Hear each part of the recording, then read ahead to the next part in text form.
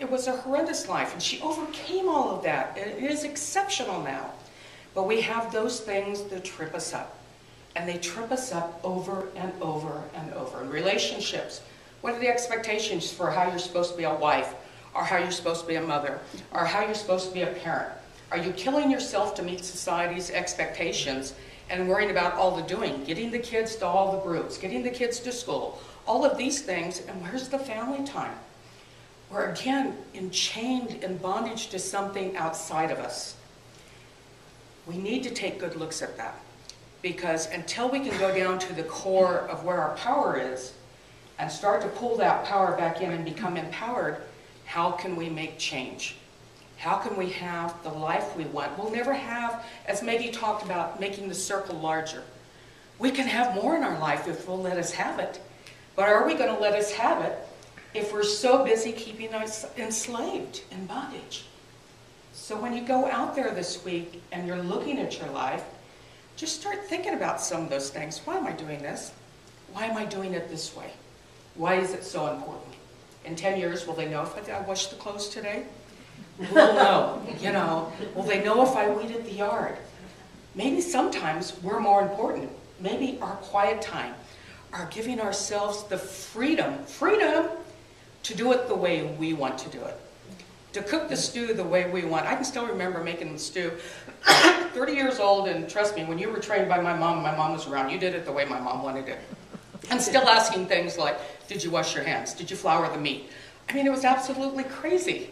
So you're still doing things. I still do things today, not because they taste the best, but because maybe that was the way I was taught. That was how it was done. And we've got to get past that, the way it was done, and what works for us, what gives us freedom.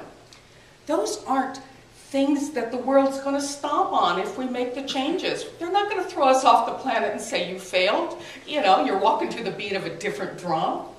How are we going to be able to blossom, to be the best one each of us can be? I kind of would like to be the best Sandy I can be after the screwed up life I've had and the way I messed it up. In the putting it back together, I'd like to become more, whatever that is. More of me, more of love, more of my heart. And I start by looking at the truth, the honesty, and taking it down so there's no buts anymore. You got to get rid of the buts. But nothing. You got to just let that go. Is it working in the way you want it to work? You're going to see it in these new generations. Christmas isn't going to be the way it used to be. The families are too extended. There's steps and halves and ins and outs, and they do it differently. These kids don't sit down with china and lace and glasses and courses and all of that anymore. They don't go down and register their china and their silver for their wedding gifts. They want barbecues, gas barbecues. They want those kind of things. They want paper plates because they don't want to do the dishes. What's more important? How we were taught to do it, or the family, the love. If everybody can't get together on Christmas, make it the week before, make it the week after. Is it important that you have it at 5 o'clock at your house on Christmas Day, or the world's going to end? We have to let ourselves have freedom. We have to give it to ourselves and give it to our families. And then we have to role model it so that they want to see you come around, so that they don't say, no, I don't want to go to Grandma's house again because she wants us to do this and do that, and it's no fun. I'd rather be the fun grandma. I'd rather be the one that they want to see and they want their kids to see, and they're actually around when I come over to visit, and they show up on time and want to be there and come out and greet me. To me, that's exciting. I'd rather have that in July than everybody at dinner at Christmas time. It's like, I want this place where we're all free to love and to be, and there's no judgment, which starts with, I can't judge me anymore. I have to accept whatever I am, the good and the bad, whatever that is, the light and the dark, whatever that is. I am who I am today because of all of that. But I want to set me free. I have memories of lifetimes being enslaved. I definitely don't want to go back to that. And when I did what I had you guys do to feel the bondage, it took me right back to that. And I definitely don't want to go back there. I want my freedom. And I love that gift so much, I want you guys to have it. So think about it. when you react in a certain way and you hear your mom's voice in your mind and you go, oh God, I sound like mom, I sound like grandma. We have the power to change that if we want. And if we didn't like the way it was done to us and we find ourselves passing that on, is that the tradition? Is that the legacy that we want to gift? I don't think so.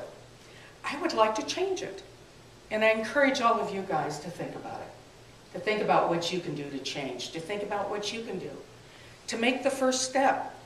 When you've got family members or friends that are feuding, talk to them about making the first step. At that point, you have to determine what's the goal. If the goal is to have a relationship, something's got to give or there's not going to be a relationship. So you look at how to not be right, how to not be wrong. Nobody has to win. The win-win is when we're getting along. The win-win is when we're interacting and we're loving. Those are the goals we want. That's why we want out of bondage. We want more. So think about it this week, and I hope I said a couple things that will make you look at changing.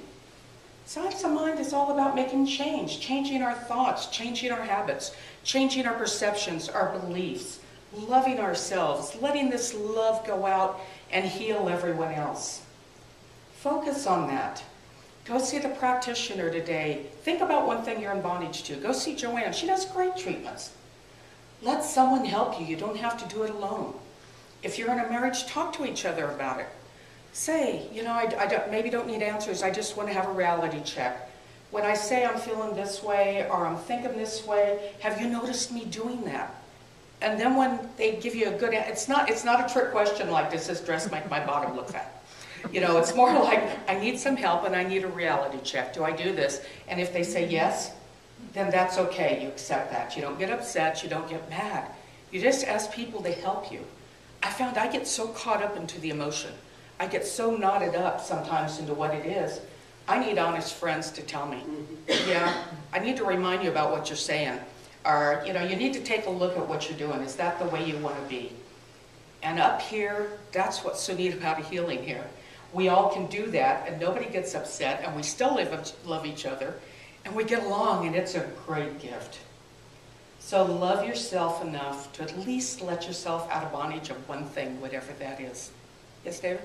I found that this whole thing revolves around pride.